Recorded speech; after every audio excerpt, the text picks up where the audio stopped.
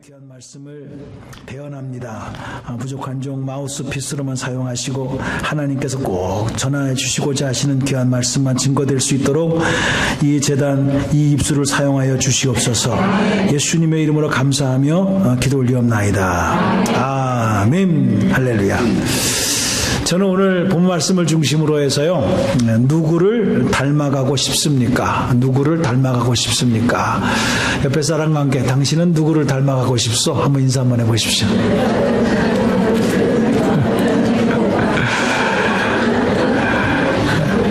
닮아가고 싶은 분이라도 계십니까?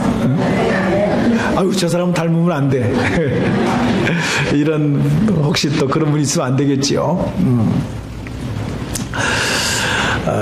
이 세상에서도 참 한 번 가는 인생을 너무나도 소중하고 귀하기 때문에 여러 가지 비유로 설명을 해준 것들이 많습니다. 어떤 사람은 인생을 바다를 건너가는 항해를 하는 배와 같다, 이렇게 하기도 하고, 또 인생이라는 것은 단거리가 아니고 장거리이기 때문에 긴 장거리 마라톤과 같은 그런 경기를 하는 자와 같다, 이렇게 설명을 알기 쉽게 하기도 합니다. 실제로 그렇습니다. 100m 단거리는요, 볼 것도 없어요. 눈에 많이 보여요, 저 결승점이. 그래서 요이 땅 하면 그냥 거기를 향해서 달리기만 하면 되는 거고, 빨리 가는 사람이 우승하는 거 너무나도 잘 알아요. 그런데 40몇 킬로를 달려야 하는 마라톤, 그거는 꼬림점이 보이질 않아요. 그리고 가는 동안에 무슨 일이 생길지를 몰라요. 2시간, 3시간 가까이 걸리는 그 시간을 어떤 몸의 컨디션에 의해서 중간에 도중 하차가 돼야 될지 아무도 몰라요. 그만큼 마라톤, 장거리는 관리를 잘 해야 된다라고 하는 것을 우리는 알 수 있습니다. 그래서 인생을 비유할 적에 인생은 단거리가 아니고 장거리와 같다, 장거리 경주를 하는 것과 같다, 이렇게 많은 지혜가들은 말씀을 하고 있어요. 근데 그 말이 맞아요. 여러분도 잘 아시다시피 결혼을 하고 나서 지금까지 결혼 생활을 하는 것이 장거리일까요? 단거리일까요? 시작. 장거리죠. 네. 한 번만 잘했다고 해서 가정이 다 화목해지는 것이 아니라 끝까지 잘해야 되고 계속해서 잘해야 되는 거예요. 사업하시는 분들에게 물어보겠습니다. 사업이 장거리일까요? 단거리일까요? 장거리죠. 한 번 대박 났다고 해가지고 평생을 먹고 사는 것이 아니에요. 끝까지 잘해야 되고, 끝까지 돌봐야 되고, 끝까지 긴장해야 되는 것이 사업하시는 분들의 장거리의 모습입니다. 그러면 한 가지 더 물어보겠어요. 신앙생활은 어떨까요? 장거리죠. 알기는 참 잘 알으셔요. 신앙생활도 장거리입니다. 어쩌다 한 번 잘했다는 걸 가지고 오랫동안 그걸 가지고 신앙생활 할 수 없어요. 매일매일 잘해야 되고, 순간순간 잘해야 되고, 어저께까지 잘했다 할지라도 오늘 실족할 수 있다라는 것이 바로 신앙생활이라는 거 잘 알아요.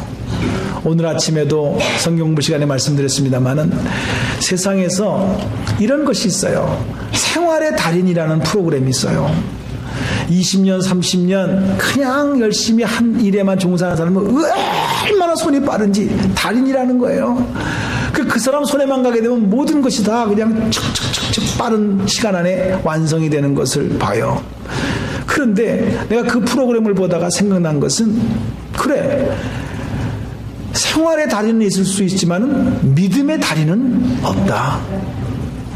어저께까지도 내가 20년, 30년 기가 막히게 신앙생활 잘했다가도 오늘 실족할 수가 있는 것이 믿음 생활이에요. 그러므로 믿음 생활에는 달인이 없어요. 매일매일 우리가 긴장하고 깨어서 기도하게 될 때 어제의 믿음이 오늘로서 연결되어지는 것이지, 내가 뭐 그동안 그렇게까지 했다, 뭐 20년 30년 했다, 이걸 가지고 오늘도 잘할 것이다, 보장이 없어요. 보장이. 마귀가 휘어잡으면 끝나는 것이고, 내 마음이 어느 날 순간적으로 육신의 정욕에 빠져버리게 되면 금방 세상 사람처럼 돌아가면서 살아갈 수밖에 없는 것이 우리의 인생이라는 것을 잘 알아요.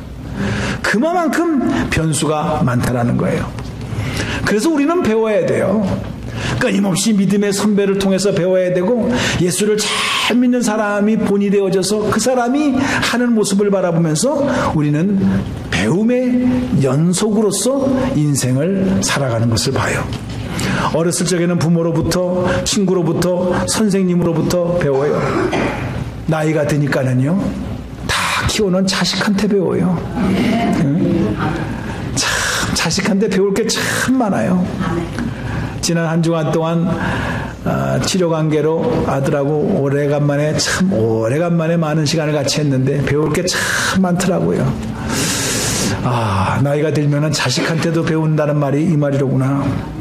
그렇습니다. 배운다라고 하는 것은 참 인격적으로 좋은 자세고, 배우겠다라는 자세는 참 겸손한 자세다라는 것을 우리는 잘 압니다. 저는 우리 교우들 가운데에서 정말 사랑하는 남편, 아내, 자녀들을 놓고 기도하고, 또 병들었을 때, 아플 때, 힘들 때 변하지 않는 마음으로 돌보고 있는 우리 성도님들을 바라보게 될 때 참 존경스럽고 참 부럽습니다. 근데 우리나라에 좋은 스토리가 하나가 있는데, 여러분이 잘 알다시피 러브 스토리가 하나 있는데, 이도령하고 성춘향이에요. 춘향이. 근데 이 춘향이가 되기까지 가만히 그 스토리를 보게 되니까는 그냥 된 게 아니에요.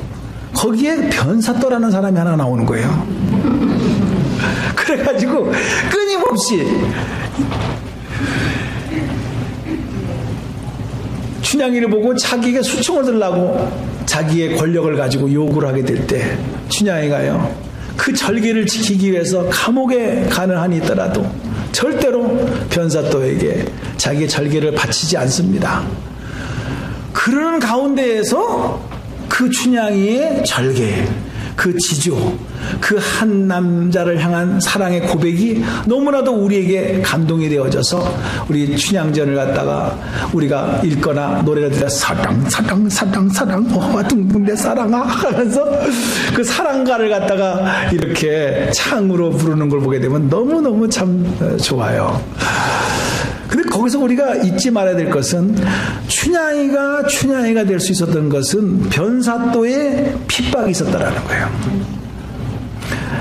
한 인격이, 한 신앙이 자라난다라고 하는 것은 그냥 되는 것이 아니에요. 하나님께서 원치 않지만, 우리가 원치 않지만 하나님께서는 연단이라고 하는 도구를 통해서, 시련이라고 하는 도구를 통해서 우리의 믿음을 정금과 같이 만들어주시고, 연단을 통해서 우리를 새롭게 하신다는 사실을 믿으시기 바랍니다.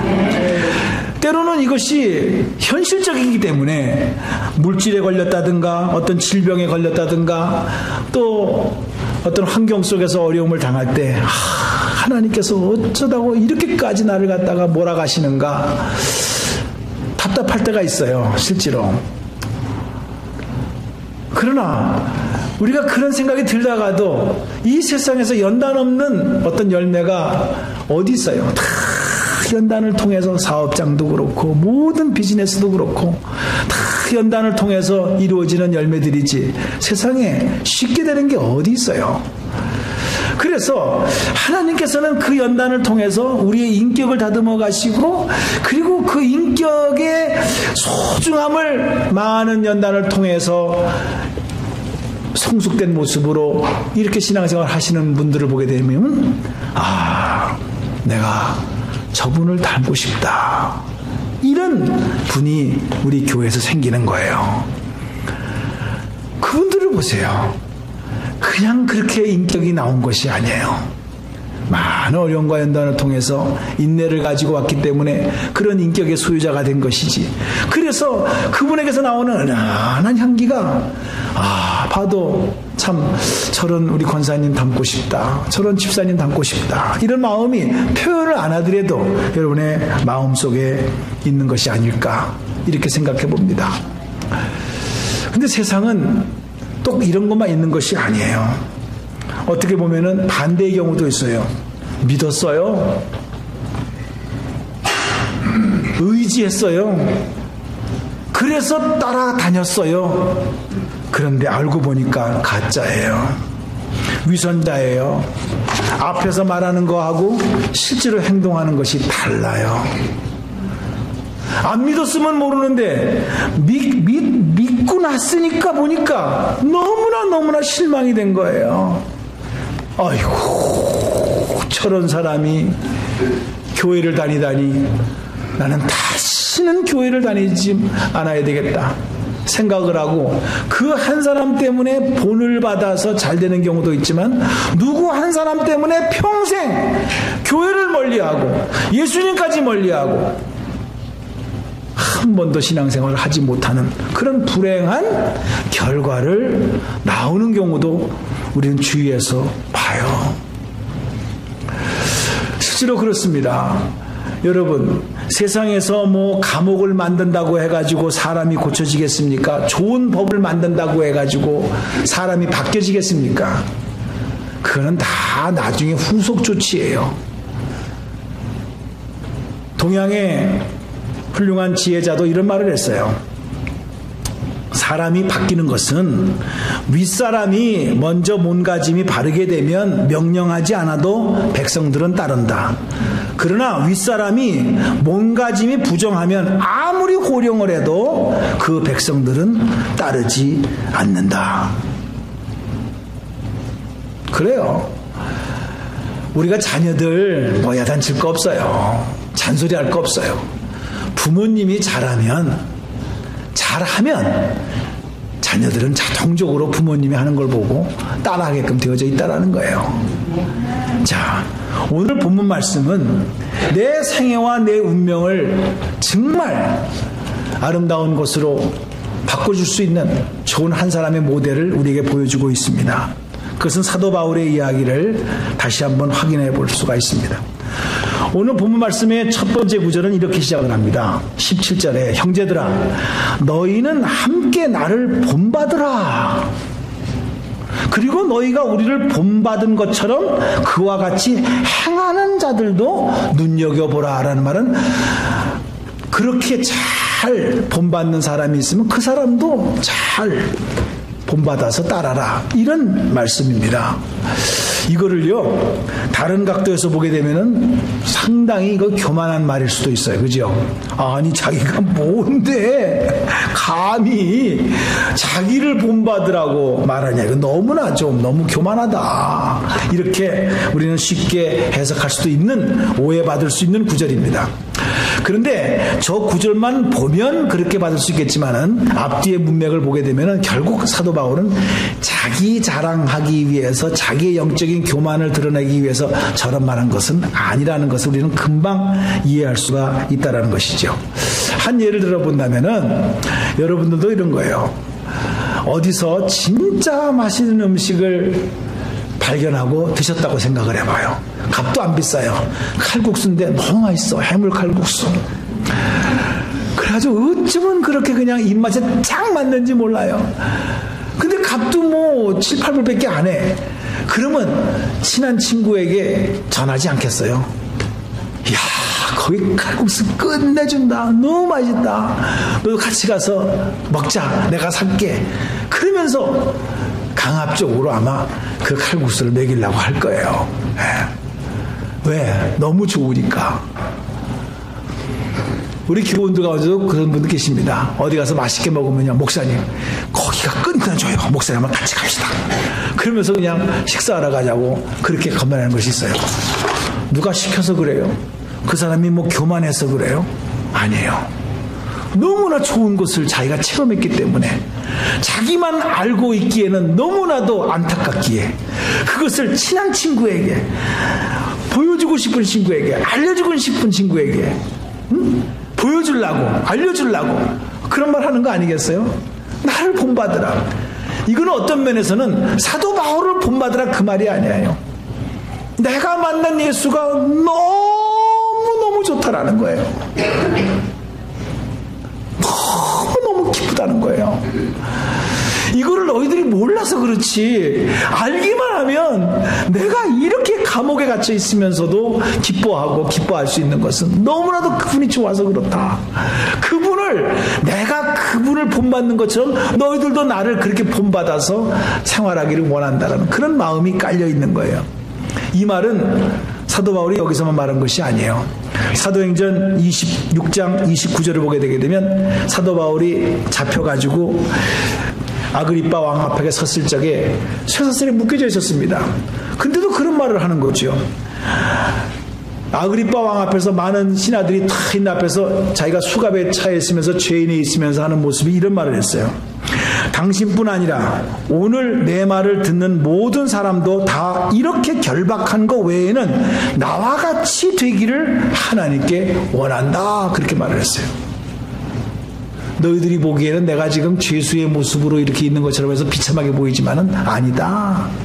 너희들이 진짜 기쁨의 주인공이 되신 예수 그리스도를 만나게 되면 너희들도 이 쇠사슬에 묶여 있는 거 말고 나와 같이 똑같이 되기를 원한다. 이렇게 자신 있게 말하면서 나를 본받는 자가 되라 이 말이에요.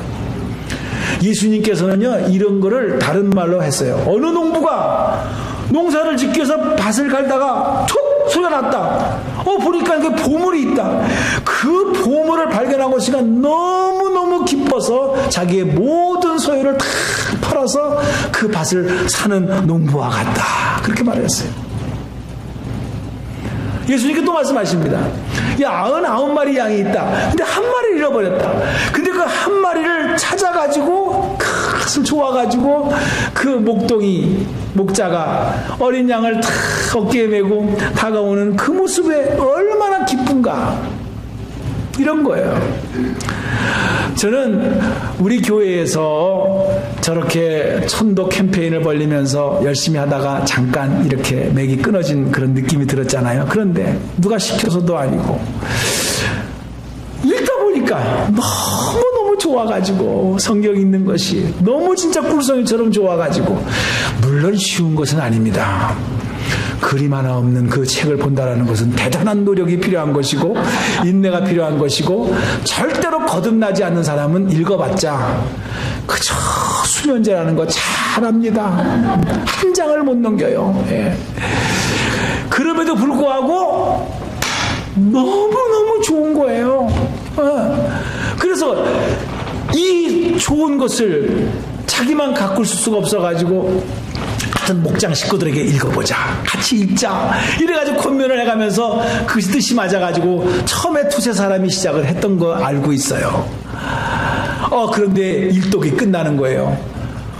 아니 일독을 한 사람이 자기도 너무 좋은 거예요. 이거 우리만 하면 안 되겠다. 이거 같이 좀 더 했으면 좋겠다. 이렇게 시작이 된 거예요. 여러분, 우리가 흔히 말해서 아이고 뭐 성경만 읽어? 바빠 죽겠어. 누군 시간이 있어서 읽나요? 누구는 시간이 남아서 읽나요? 누구는 뭐 진짜 성경을 읽는 것이 뭐 대단해서 뭐 그냥 뭐 생명과 같아서 읽나요? 아니에요. 하나님 말씀이니까 읽어보기 시작한 거예요. 또 하나같이 처음부터 끝까지 다 은혜 받았으면 얼마나 좋아요. 그렇지도 않아요. 어느 한 구절이 내 마음에 와 닿는 거예요. 그게 좋은 거예요. 이게 나에게 주시는 말씀으로 이 감격이, 왜 생각을 해보세요. 사람이 말을 해도 좋을 때는 좋은데 하나님이 나에게 주시는 말씀이다라고 느꼈다고 생각을 해보세요. 이것만큼 축복이 어디 있어요. 하나님이 여러분에게 말씀하시는 건데 성령으로 이거를 체험한 사람과 체험하지 못한 사람은 천장지차라는 거예요. 이거를 깨달으니까 일자 이래가지고 시작하는 거 아니겠습니까? 저는요 우리 교회가 이런 분위기가 됐으면 참 좋겠다라는 거예요. 35주년이면 뭐하고 40주년이면 뭐예요. 성경 성자도 모르고 한 장도 제대로 읽어보지 못하고 그냥 마당만 밟고 왔다 갔다 한다면은 나중에 무슨 하나님 앞에 섰을 때 무슨 말을 할 수가 있겠습니까? 사도 바울은요, 그런 마음 속에서 예수님을 만난 것이 너무너무 기뻐가지고 오늘 3장 12절에 보게 되게 되면은 우리가 본 말씀을 다 읽지 않았습니다만 12절에 내가 이미 얻었다함도 아니요 온전히 이루었다함도 아니라 오직 내가 그리스도 예수께 잡힌 바 된 그것을 잡으려고 쫓아간다 그랬어요. 여러분들은 누구를 쫓아가십니까? 자, 이거는 방향에 대한 문제입니다. 방향. 중요한 얘기입니다. 방향. 여러분들은 어느 방향으로 가고 있습니까? 언니 오늘 맛있는 거 해놨으니까 와봐. 가보니까는 고스톱판이 벌려졌어. 언니 오늘 뭐 했는데 와봐. 가보니까는 뭐 이상한 짓을 하고 앉아있어요. 거길 쫓아가는 거야. 십자가의 원수로 행하느니라 그랬어요. 여기 보게 되니까 순간입니다. 그 사람이 예수를 안 믿어서가 아닙니다. 그 사람이 예수님을 몰라서가 아닙니다. 신앙생활 안 해서가 아닙니다. 그 말 한마디에 솔깃해서 가보니까 거기를 내가 쫓아가고 있더라 이 말이에요. 순간입니다. 이거는 믿음이 없어서가 아니에요. 예수님을 사랑 안 해서가 아니에요. 사랑하고 다 할 걸 하는데 순간에 내가 잘못 방향을 잡다 보는 순간에 거기에 한 번 들어가, 두 번 들어가, 세 번 들어가. 우리는 그거 많이 봅니다. 방향에 대한 문제를 여러분들은 심각하게 생각하셔야 됩니다. 여러분의 몸 가는 대로 놔두면 안 돼요. 이거는 하나님이 원하시는 길이 아니다, 방향이 아니다 라고 분명하게 선을 걷을 때 우리의 몸도 마음도 안 가는 것이지, 내버려두고 갈 때까지 가보자. 어디까지 가겠어요? 십자가의 원수예요. 사도 바울은 그렇기 때문에 나는 뒤의 것을 잊어버리고 이미 얻었다함도 아니다, 앞의 것을 향해서 표대를 향하여 나는 간다 라고는 분명한 마라톤의 선수처럼, 장거리의 선수처럼 분명한 목적을 두고 방향을 잡아서 갔을 때 그는 끝까지 달려갈 수가 있었다라는 거예요. 저절로 되는 것이 아니라는 거예요. 여러분은 만족하고 있습니까? 이 말은 오늘의 신앙생활에 만족하고 있습니까? 라는 말이 아니라 여러분의 이민생활 속에서 현재 여러분의 가정에서 일터에서 삶을 진짜 기뻐하면서 만족하면서 생활하고 있습니까? 목사님 무슨 소리예요? 그런 소리 하지 마세요. 그런 사람이 어디 있다고 그러세요? 그쵸, 이것이 포도청이라서 하는 거예요. 이것이 맞는 말이에요. 왜 그럴까요? 목적이 없어서 그래요. 돈을 많이 버시는 사람도요, 목적이 있어서 돈을 버는 사람과 돈을 벌기 위해서 버는 사람과는 다릅니다. 삶의 질이 달라요. 방향도 마찬가지예요. 방향을 알고 가는 사람과 방향을 모르고 가는 사람과는요, 불안한 거예요. 우리가 이거를 그냥 생각하면은 그냥 쉽게 생각할 수가 있지만은 아니에요. 돈을 벌기 위한 돈, 다 버는 거 다 좋아합니다. 그러나 돈 벌기 위한 돈이라고 한다면은 그 목적이 없는 거예요. 왜? 돈은 항상 없어질 수도 있는 거예요. 근데 분명한 생애의 목적을 두고 이것을 위해서 내가 돈을 번다, 이것을 위해서 건강한다, 이것을 위해서 가정을 지킨다, 사업장을 지킨다, 분명한 그 목적이 하나님의 선하신 뜻이 있다고 한다면 굴하지 않아요. 낙담하지 않아요. 여기 있는 것처럼 이루었다 함도 아니고, 아유 내가 이 정도 벌었으니까 이제는 좀 뭐 편안하게 살아야지, 이런 이미 얻었다 함도 아니요, 온전히 이루었다 함도 아니다. 그 다음에 내가 뒤에 있는 실수를 묶여져 가지고 뒤에 것은 잊어버리고 앞에 있는 것을 잡으려고 끊임없이 앞을 향하여 간다. 이것은 오늘의 이 땅에서의 뭐 남들과 비교해서 내가 많이 벌었다, 뭐 괜찮게 산다, 이게 목표가 아니라 주님 앞에 서는 순간에, 맨 마지막 주님 앞에 서는 순간에 내가 어떤 모습으로 쓸 것인가, 이게 맨 마지막 인생의 골인점이에요. 그것을 잊어버리는 순간에 우리는 옆에 사람과 비교를 하고 이래가지고요, 결국에 가서 거기서 자세가 흐트러지는 거예요. 저는 이거를 가정생활하고 연결을 시켜보았습니다. 왜냐하게 되면은 어떻게 난 자식입니까? 어떻게 키운 자식입니까? 어떻게 만난 부부입니까? 근데 그 안에는 끊을래야 끊을 수 없는 관계이기 때문에 어느 누구보다도 속도 많이 썰이기도 하지만은 또 기쁜 일이 있을 적에는 어느 누구보다도 기쁜 마음으로 가족을 대하는 그런 공동체, 가정이라고 우리는 볼 수가 있습니다. 근데 이게 쉬운 게 아니잖아요. 저절로 된 게 아니잖아요. 얼마나 많은 노력을 해야 됩니까, 실제로. 그런데 이제 자녀가 다 커가지고 시집을 가게 되고 장가를 가게 될 때 엄마가 아들한테 말합니다. 아들아, 이제 네가 다 컸구나. 이제 장가를 가게 되겠구나. 내가 너 장가 가기 전에 한마디 하겠다. 아들아, 명심해라. 네 애비와 같은 남자는 전혀 만나지 말아라. 이렇게 시집가는 딸에게 얘기를 했다고 생각을 해보세요. 그 아들이 뭘 배우고 갔어요? 그 딸이 뭘 배우고 갔어요? 아버지가 시집가는 딸에게 묻습니다. 딸아, 다 컸구나. 너는 네 엄마와 같은 그 남편 같은 딸 만나지 말아라. 엄마가 그렇게 말했다고 생각을 해보세요. 헷갈리네. 막 왔다 갔다. 애가 뭘 배우겠어요? 근데 그건 툴레이십니다. 왜냐하면 이미 남편이 아내에게, 아내가 남편에게 했던 걸 가지고 얘기하는 거거든요. 그게 시집가고 장가가는 아들, 딸들에게 할 말입니까? 그러나 그런 결과를 떠나서 시집가고 장가가는 아들, 딸들에게 야, 내가 가장 잘 선택하고 결정한 것이 있는데 내가 평생에 너의 엄마를 만난 게 나는 너무나 행운이었다. 너도 결혼하게 되면 아들아, 이런 아내를 만나라.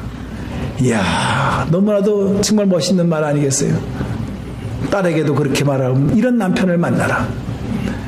이거는 그냥 말이 아니라 실제로 부부 사이에 그런 관계성을 위해서 돈 받는 자가 되고 그런 돈을 자식에게 보여줌으로 말미암아 이제 출가를 할 아들, 딸들에게 그런 말을 남길 수 있었다고 하는 것은 큰 뭐 돈을 많이 넘겨주고 유산을 많이 넘겨주는 것보다도 가장 귀한 삶의 지표를 자식들에게 보여주는 부모의 정말 멋있는 재산이 아닌가 이렇게 생각을 해봅니다. 실제로 이런 일이 있었습니다. 보통 의사분들은 잘 살지요. 근데 이분은 의사이면서도 가난했어요. 자녀가 출가를 해가지고 출가를 할 나이가 되어져서 가족 회의를 하고 있는데 시집가는 딸을 놓고 아버지가 아침 예배를 드리면서 이런 말을 합니다. 너도 알다시피 내가 의사다. 근데 내가 남들처럼 그냥 돈이나 받고 적당히 그렇게 했으면 나도 돈을 많이 벌었을 텐데 돈 없는 사람에게는 무료로 진찰을 해주고 또 받을 것만 받고 이렇게 하다 보니까 풍성하지 못하고 고생을 시켰구나. 내 딴에는 진실하게 살아보려고 노력을 많이 했는데 나 때문에 너희들이 고생을 참 많이 했다. 정말 미안하다. 그러나 내가 너에게 물려줄 것은 돈이 아니라 내 나름대로 하나님 보시기에 합당하게 살려고 노력을 했다. 이거 하나를 네가 좀 알아줬으면 좋겠다. 그러면서 딸을 놓고 간절히 기도하면서 시집을 보냈다는 말이 있어요. 그래, 내가 지금 여기서 무슨 말을 할 수 있겠냐마는 내가 너에게 한 가지 부탁하는 것은 너도 이 다음에 시집 가서 나처럼 어려운 사람 있으면 도와주고 나처럼 양심에 부끄러움이 없는 삶을 살아라. 이렇게 부모가 자녀에게 나를 닮아라 라고 할 정도로 자신 있게 말할 수 있는 부모. 여러분은 제가 이런 말 하고 싶진 않지만 솔직히 여러분의 정말 어느 누구보다도 사랑하고 아끼는 자녀들을 향하여 너나 닮아라 자신 있게 말할 수 있는 분이 몇 사람이나 있겠습니까? 이거는 유산을 주고 안 주고가 문제가 아니에요. 공부를 시키고 안 시키고가 문제가 아니에요. 우리 아버지 정말 나는 결혼하면은 우리 아버지와 같은 남편을 얻을 거야. 우리 어머니와 같은 아내를 얻을 거야. 이런 본을 보여주시면서 너희들 나를 본받으라. 이런 말을 들을 수 있는 부모와 자식과의 관계, 자식과 부모와의 관계라고 한다면 너무나도 아름다운 거라는 거예요. 저는 이것이 우리의 육신의 가족뿐만 아니라 영적인 가족들 가운데서도 이런 분위기가 됐으면 참 좋겠다라는 거예요. 우리가 교회에서 존경해야 될 사람이 누구를 가지고 존경을 할 수 있다라고 생각하십니까? 어느 부분을 보고 저분과 좀 사귀고 싶다 이런 마음이 드는데 누구를 보고 여러분들 어떤 기준에 의해서 여러분은 저분과 좀 사귀고 싶다, 저분을 좀 존경하고 싶다 이렇게 마음이 드십니까? 내가 너무 무리한 부탁을 했나요? 네. 그런 분을 만난다는 것은 큰 정말 영적인 축복이고 그런 분이 우리 교회 에 많이 있다라고 하는 것은 참 너무나도 좋은 일이 아니겠습니까? 네.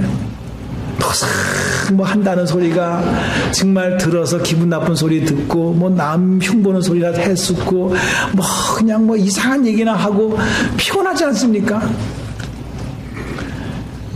교회의 분위기는 35주년을 준비하면서 저희들이 제가 기도하면서 이렇게 한 주 하루하루 지나가면서 느끼는 것은 우리 교회가 뭐 수백만 명이 뭐 모이는 교회도 아니고 또 그런 지역도 아니고 우리가 가족적인 분위기에서 알 수 있으면 다 알 수 있는 이런 숫자 안에서 우리가 서로 인격을 가지고 서로 대화를 나눌 때 얼마든지 우리 안에 있는 예수 그리스도로 말미암아 서로 닮고 싶고 전하고 싶고 말하고 싶은 분들이 있어요.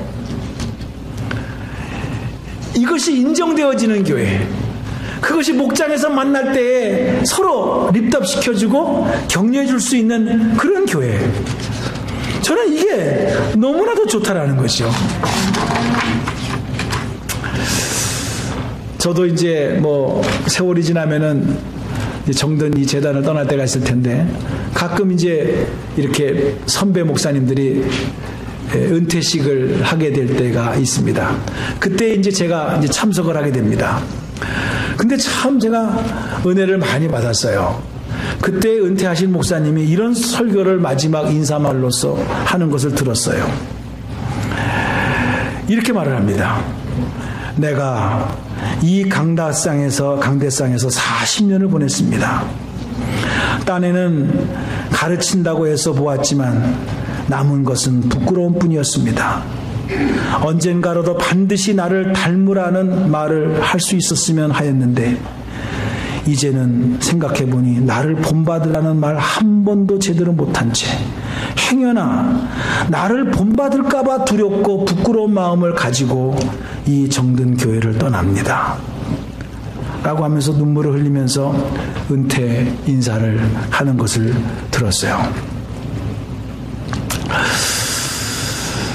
여러분, 누구나 다 뭐 겸손으로 할 수 있는 말이기도 하겠습니다만은 여러분들이 맨 마지막에 이제 숨이 거의 다 찼을 때 여러분의 가장 사랑하는 가족들에게 무슨 말을 남기고 싶겠습니까?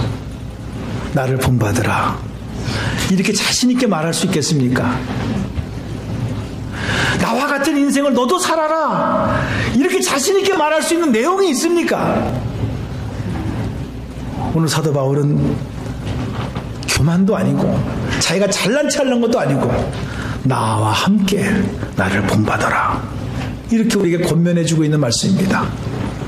그는 그 귀한 예수를 만났기 때문에, 너무나도 귀한 예수이기 때문에 나만 만난 내 모습만이 아니라 당신도 내가 만난 것처럼 이 예수를 만나서 나머지 인생을 정말 행복하고 멋있고 기쁘게 살아갈 수 있는 길이 있다라고 말해주고 싶은 이 가슴에 차고 넘치는 그 내면의 소리를 오늘 이렇게 우리에게 들려주고 있는 말씀이라고 저는 믿습니다. 오늘 저와 여러분이 지금까지 열심히 살아오셨습니다. 힘들게 살아오셨습니다. 여러분 눈물을 흘리면서 인내하면서 살아오셨습니다. 잘하셨습니다.